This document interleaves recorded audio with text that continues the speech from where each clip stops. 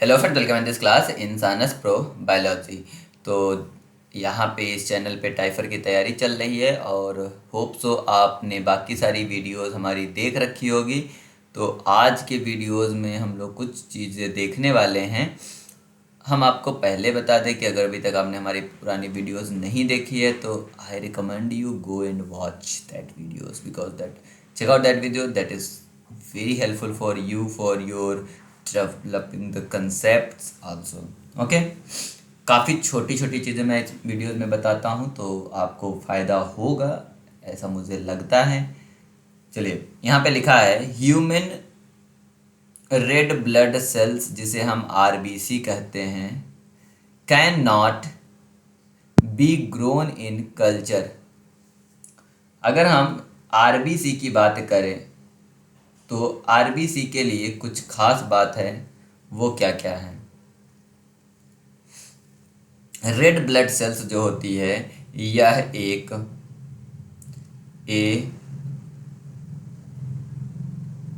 ए nucleated sales हैं। किसमें? हम लोगों में, मेमल्स में यह ए न्यूक्लिएटेड सेल्स है, मतलब इनके पास न्यूक्लियस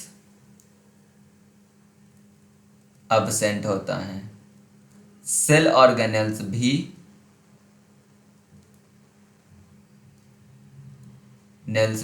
अब्सेंट होता है। ठीक है, तो न्यूक्लियस और सेल ऑर्गेनेल्स अब्सेंट है आरबीसी में। ठीक, हम आरबीसी को टर्मिनली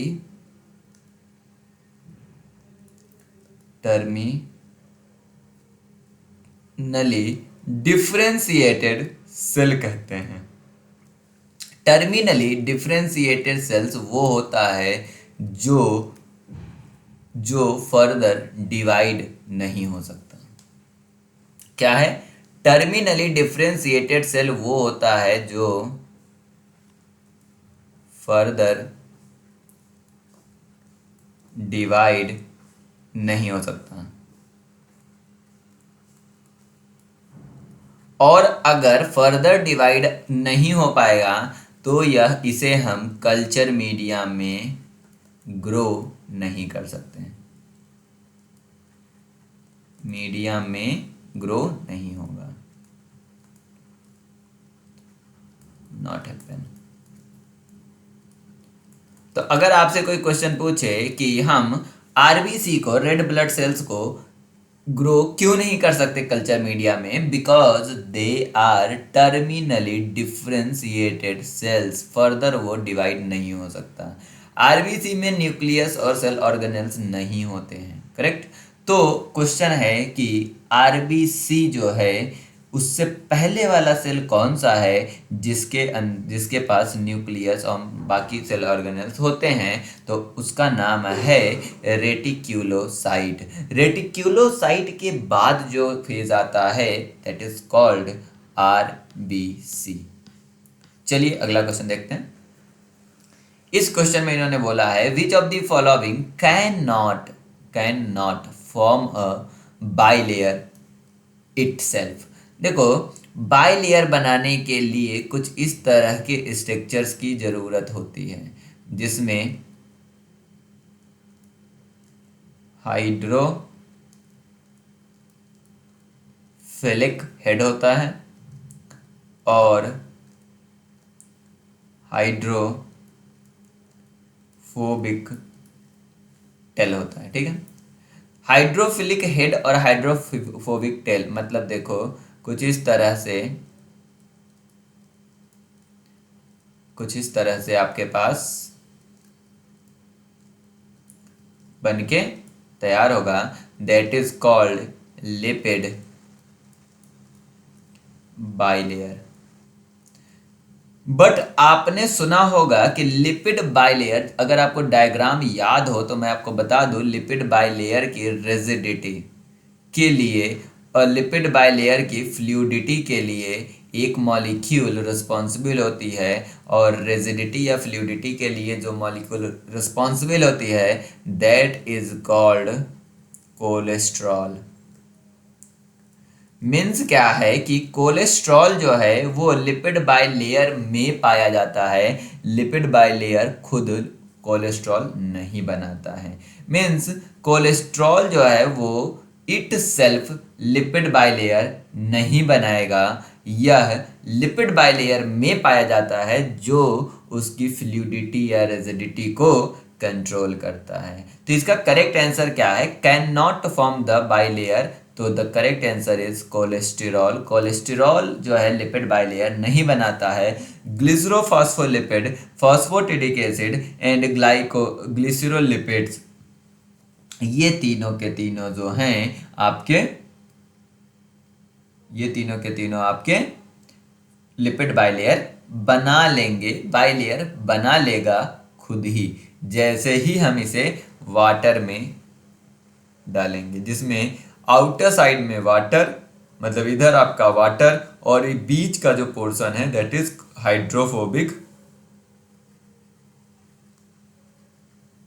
हाइड्रोफोबिक कोर होगा। ओके, चलिए अगला क्वेश्चन पे चलते हैं। काफी इजी क्वेश्चन है ये। इन्होंने पूछा है the poison dot frog, poison dot frog, a poison array frog is a family dendrobacteria carry the batrachotoxin among other agents। ठीक है, मतलब है कि डॉट फ्रॉग के अंदर जो है एक बेट्राडोटॉक्सिन होती है। अब यहाँ पे टॉक्सिन के बारे में इन्होंने इन्फॉर्मेशन दिया है कि toxin irreversibly binds to the voltage gated sodium channel and keep it open. Okay, अब ध्यान दो, यहाँ पे क्या हो रहा कि आपके पास वोल्टेज गेटेड सोडियम चैनल को बाइंड कर रहा है, कौन, बेट्राडोटॉक्सिन। और सोडियम गेटेड चैनल को जब ये बाइंड करता है तो इसको यह ओपन रख रहा है, मतलब इसको क्लोज नहीं होने दे रहा है। और यहाँ पे एक मसल है, ये हमने कहा that is a muscle and this is called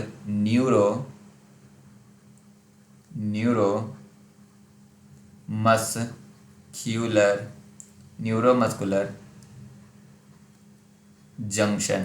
तो न्यूरोमस्कुलर जंक्शन में न्यूरॉन टर्मिनल होता है और मसल होता है। क्योंकि यहाँ का जो ये एरिया है the gap between this called synapse.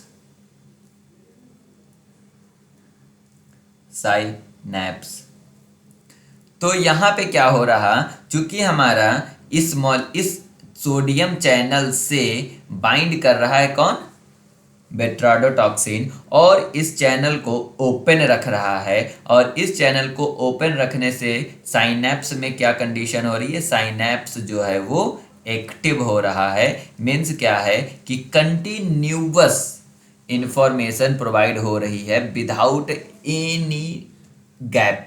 तो साइनैप्स के थ्रू एक साइनैप्स एक्टिवेशन से ये जो आपका न्यूरोमस्कुलर जंक्शन है ये कंटिन्यूअस इंफॉर्मेशन ले रहा, और ये कंटिन्यूअस इंफॉर्मेशन लेने से यह कॉन्ट्रैक्ट कर रहा है, यह रिलैक्स के फेज में नहीं जा रहा। क्योंकि जब भी आपका सोडियम चैनल ओपन होगा और इंफॉर्मेशन साइनैप्स से मसल्स में जाएगी, दैट इज अ मसल्स, तो मसल्स जो होती है कॉन्ट्रैक्ट करती है। जब यहाँ पे सोडियम चैनल बंद होगा, एक्सेल पोटेंशियल जब चेंज होगा तो यह मसल कॉन्ट्रैक्ट से रिलैक्स में जाएगी। बट अगर सोडियम चैनल कंटिन्यूअस ओपन है तो यह एक साइनैप्स एक्टिव होगा, और साइनैप्स एक्टिव होगा तो कंटिन्यूअस इंफॉर्मेशन जाएगी। दैट इज द रीज़न कि मसल जो है वो कॉन्ट्रैक्ट ही रहेगी, रिलैक्स नहीं हो पाएगी। तो दैट इज द रीज़न कि जो एनिमल है वो पैरालाइज हो जाते हैं और वो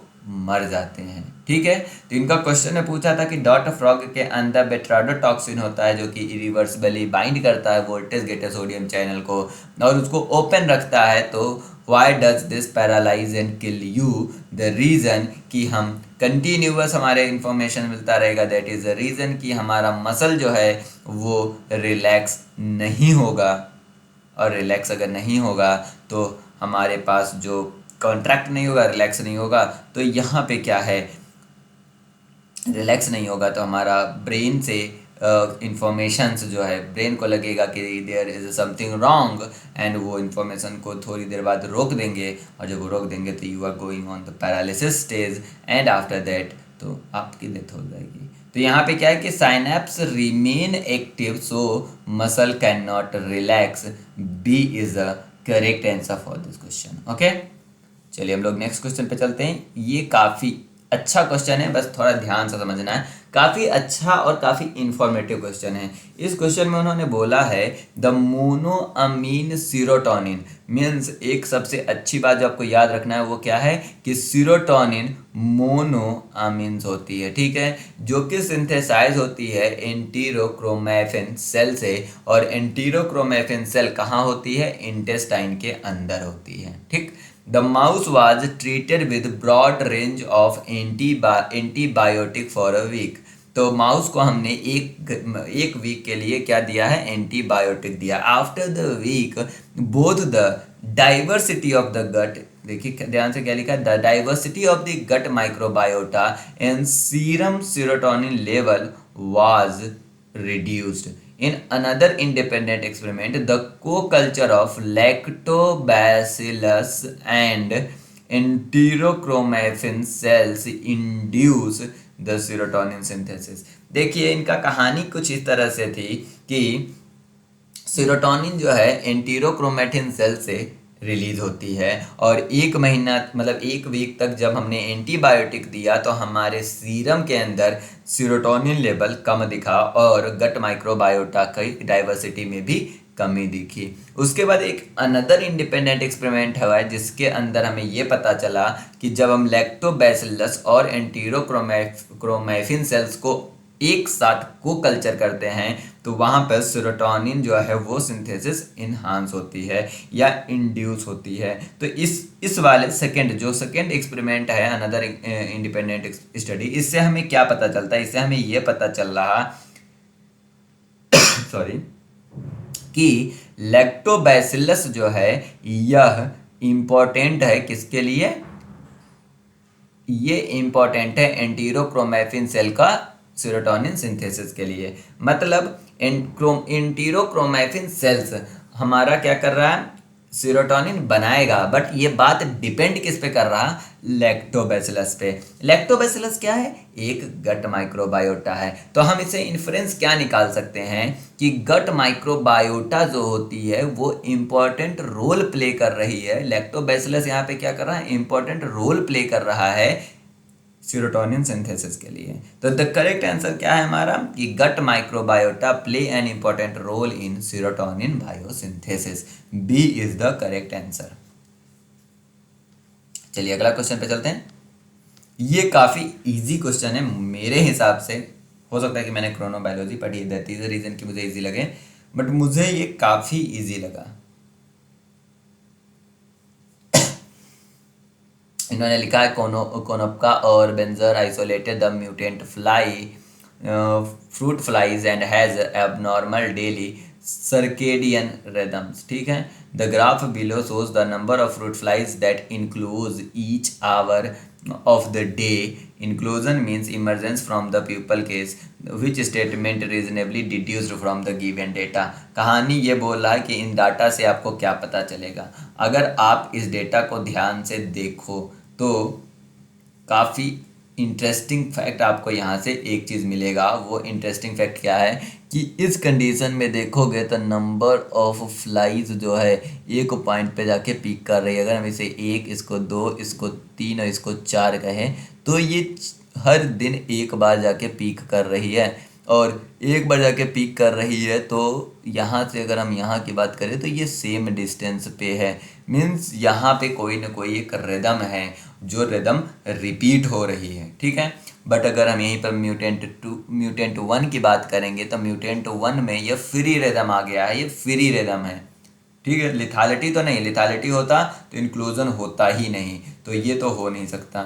दूसरा अगर हम म्यूटेशन टू की बात करेंगे तो ये फ्री मतलब जैसे इसमें वाइल्ड टाइप में मस्त आपको दिख रही है रिदम इस तरह से, उस तरह से आपको रिदम नहीं है। रिदम जो है क्या हो रही है, रीगेन हो रही है इस कंडीशन में। बट रीगेन हो रही है धीरे धीरे, बट ये आपका एबॉलिश नहीं हो रही है म्यूटेंट टू, ये भी आप नहीं बता सकते। Mutant 2 and 3 mutation different protein, ऐसी कोई बात नहीं हुई है। अगर हम पहला वाला देखें वाइल्ड टाइप जो कि एज अ कंट्रोल है, उसके अंदर आपको साफ साफ एक पीक दिख रहा है हर एक दिन पे। मतलब क्या है कि यह 24 आवर के बाद यह एक रिदम क्या हो रहा है, वापस चल रहा है, दैट इज अ रेदमिक प्रोसेस। तो हम इस डेटा से क्या बता सकते हैं कि वाइल्ड टाइप जो है उसमें 24 आवर का रिदम है। ओके,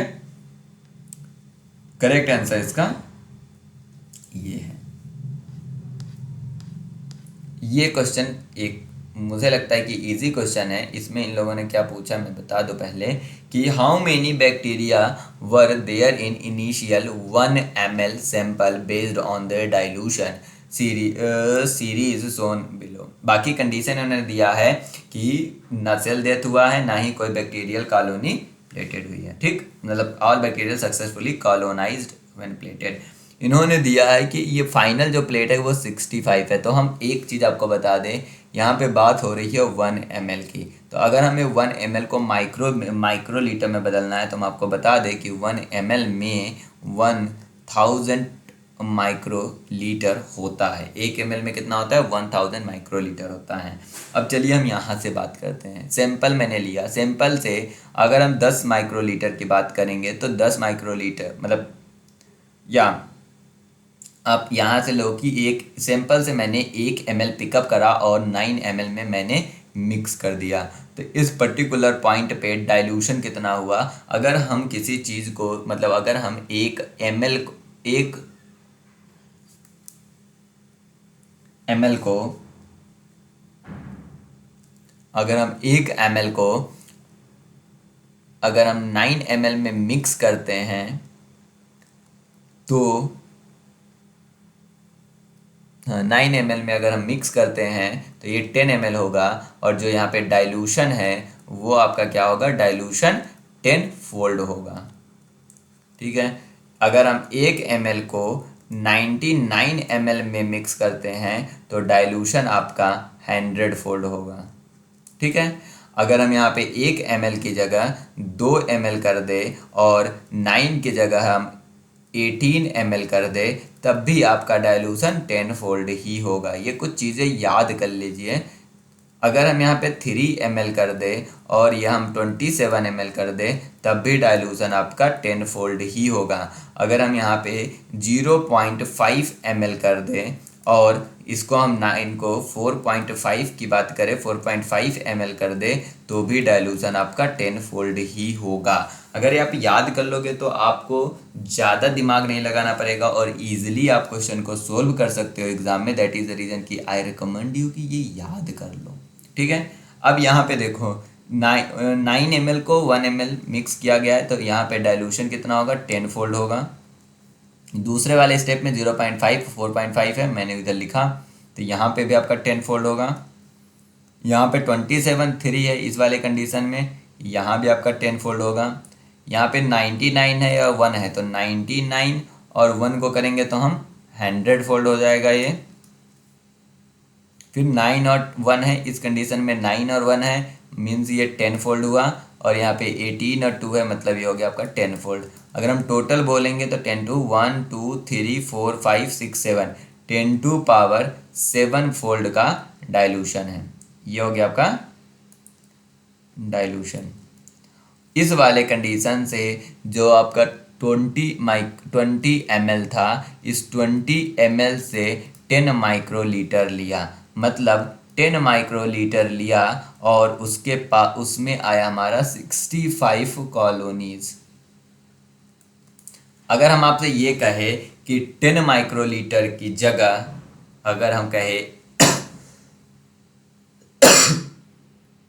10 माइक्रोलीटर की जगह इस पॉइंट में अगर यहाँ पे 10 माइक्रोलीटर की जगह हम इसमें 1000 माइक्रोलीटर लेते तो क्या होता। तो अगर हम 10 माइक्रोलीटर की जगह 1000 माइक्रोलीटर लेंगे तो आप इसको इस तरह से चेक कर सकते हो, 1 माइक्रोलीटर इक्वल टू 65/10, तो यहाँ हो जाएगा 65/10 इंटू 1000, तो एक 10 आपका यहाँ से कट गया, तो ये आपका आ गया 6500 कॉलोनीज। तो इस कंडीशन में, इस पॉइंट पे, लास्ट पॉइंट में, यहाँ पे अगर हम 1000 माइक्रोलीटर लेते तो हमारे पास इतनी कॉलोनी होती। पर मज़ेदार बात है कि 1000 जो है वो 1 ml होता है, बट यह 1 ml हम किस ट्यूब की बात कर रहे हैं, इस ट्यूब की बात कर रहे हैं। बट हमें यहाँ से कहाँ जाना है, यहाँ पे जाना है। द रीज़न इज़ दैट कि यहाँ पे ठीक है 1 ml हमने कर दिया, बट हमें ये जो 1 ml मिला है वो डाइल्यूटेड फॉर्म है। किसका, इसका। कितने टाइम डाइल्यूटेड है, 10⁻7 टाइम डाइल्यूटेड है। तो इस सैंपल वाले में इनिशियल कंडीशन में जो हमारे पास है उसमें कितना होगा number colonies, number of bacteria in initial phase 65 into कितना फोल्ड हमारा डाइल्यूशन हुआ है, 10⁻7 फोल्ड। अब अगर हम इसको कहेंगे तो 6.5 into 10⁻7, 8, 9, 10। This is the correct answer. 6.5 into 10⁻10 is the correct answer. तो आप इस तरह से ऐसे क्वेश्चन कर सकते हो, काफ़ी इजी क्वेश्चन होते हैं और मैंने ऐसे क्वेश्चन बता रखे हैं। मैंने ऐसे क्वेश्चन को प्रैक्टिस भी कराया है आप लोगों को, और ऐसे क्वेश्चन को मैंने फॉर्मूले से भी बताया है हैदराबाद यूनिवर्सिटी के PYQ में। मैं बस इतना बोलूँगा, अगर आप मेरे वीडियोस देख रहे हो, किसी भी कंडीशन में कहीं भी देख रहे हो, तो डेफिनेटली आपको बहुत ही जल्दी गुड न्यूज़ आने वाला है। आपका कोई ना कोई एग्ज़ाम क्वालिफाई होगा ही होगा। क्यों होगा, अगर, लेकिन हाँ मैं बता दूँ, अगर आप देख रहे हो तो। अगर आप वीडियो नहीं देख रहे, स्किप कर रहे हो, तो डेफिनेटली थोड़ा तो डाउट होगा। ये क्वेश्चन काफ़ी इजी क्वेश्चन है, एक्सपेरिमेंटल क्वेश्चन है, ठीक है। इन्होंने कहा है thyroxine is the major hormone produce by the thyroid gland. वही रेट्स में बी थायरोडक्टोमाइज्ड ईदर सर्जिकली और केमिकली। मतलब क्या है कि थायराइड ग्लैंड को हमने निकाल दिया है, ठीक है। थायराइड ग्लैंड को निकाल दिया मतलब थायरॉक्सिन नहीं होगा, प्रोड्यूस नहीं होगा।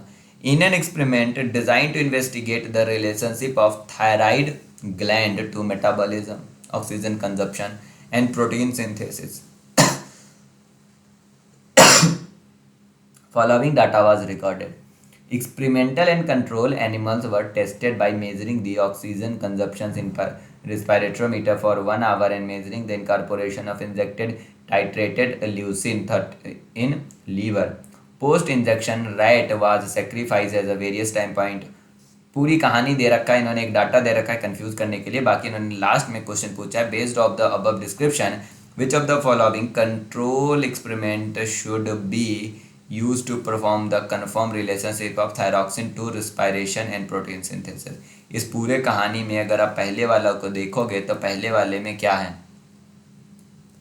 नॉर्मल है, नॉर्मल रैट है प्लस थायराइड है, और इस वाले में क्या है, थायरेक्टोमाइज्ड रैट है, थायरेक्टोमाइज्ड रैट है, ठीक है। बट यहाँ पे एक और ग्रुप हम बना सकते हैं ना, सिंपल, कुछ पढ़ने की जरूरत नहीं है, लॉजिक लगाओ थोड़ा सा, साइंटिफिक लॉजिक थोड़ा सा लगाओ। नॉर्मल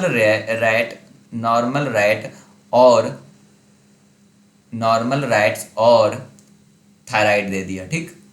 नॉर्मल रैट्स और प्लस विद थायराइड, मतलब नॉर्मल रैट थायराइड के साथ है, ठीक। यहाँ पे क्या है, अपने थायराइड को हटा दिया। अब अगर हम एक और ग्रुप बना सकते हैं कि थायराइड को हटा दिया, इस रैट को हम किसके साथ करें, इस रैट के साथ हम सप्लीमेंट के रूप में थायराइड दे दें और हम इससे जो है डाटा मेजरमेंट करें वापस। अगर हम इसके केस में डेटा मेजरमेंट वापस करते हैं और हमें सेम डेटा मिलता है जो इस कंडीशन में मिला था नॉर्मल रैट थायराइड से, तो हम ये बोल सकते हैं कि थायरॉक्सिन जो है वो मेटाबॉलिज्म और प्रोटीन सिंथेसिस में यूज हो रही है। तो ये जो हमने अभी ग्रीन से लिखा है, ये THX rat plus thyroid, that is a control. तो हमें इंजेक्ट क्या करना है, थायराइड को तो इंजेक्ट कर नहीं सकते। The product of the thyroid क्या है हमारा, थायरॉक्सिन है, थायरॉक्सिन है। तो हम क्या इंजेक्ट करेंगे, प्रोडक्ट करेंगे थायरॉक्सिन को। तो थायरॉक्सिन को हम इंजेक्ट करेंगे किस रैट में, जिसमें थायरॉक्टोमाइज रैट है, और हम सारे मेजरमेंट दोबारा लेंगे। ओके, एंड जब हम दोबारा लेंगे तो हमें वो सेम रिजल्ट देगा जो नॉर्मल रैट का होगा। अगर वो सेम रिजल्ट दे देता है, दैट इज ये दोनों, तो मतलब क्या है कि करेक्ट, डेफिनेटली हम बोल सकते हैं, हम डेफिनेटली रिलेशनशिप बता सकते हैं थायरॉक्सिन और रेस्पिरेशन तथा प्रोटीन सिंथेसिस में। That is a control experiment, means the correct answer is C, inject the thyroxine in the THX rat and take the measurement again। Thank you for watching this video. ये 2019 का आज complete हुआ है। आज आपको दूसरा video नहीं मिलेगा, मैं आप पहले बता देता हूँ। तो दूसरा वीडियो जब तक नहीं मिलेगा तो आप शाम का समय कैसे यूटिलाइज कर सकते हो हम आपको बता दें। शाम का समय अगर आपको यूटिलाइज करना है तो go with the other videos like Hyderabad university, DBT, ICMR। मैं रियल आपको बताऊँ, अगर आपको अपने टाइम का यूटिलाइज करना है तो आप हमारे चैनल पे बने रहिए। हमारे चैनल की वीडियोस अगर आप कंटिन्यूअसली देखते रहेंगे तो आपको फ़ायदा होने वाला है। क्योंकि मैंने देखा बहुत सारे चैनल्स प्रेजेंट टाइम में टाइफर की तैयारी करा रहे हैं, बट मैं आपको बता रहा हूँ कि वो जो क्वेश्चंस वो आपसे डिस्कस कर रहे हैं, that are the CUET question. ऐसा क्वेश्चन टिफर में कभी नहीं पूछा जाता जो उनमें पूछा गया। टिफर के हर क्वेश्चन में लॉजिक होता है, मेमोरी नहीं होता। मेमोरी काफ़ी कम होती है, काफ़ी लो लेवल की मेमोरी जरूरत होती है, लॉजिक की ज़्यादा ज़रूरत होती है। और लॉजिक के लिए आपको लॉजिकल क्वेश्चंस आना चाहिए और आपके कंसेप्ट अच्छे होने चाहिए। Thank you for watching this video. Share this video with your friend. Bye bye.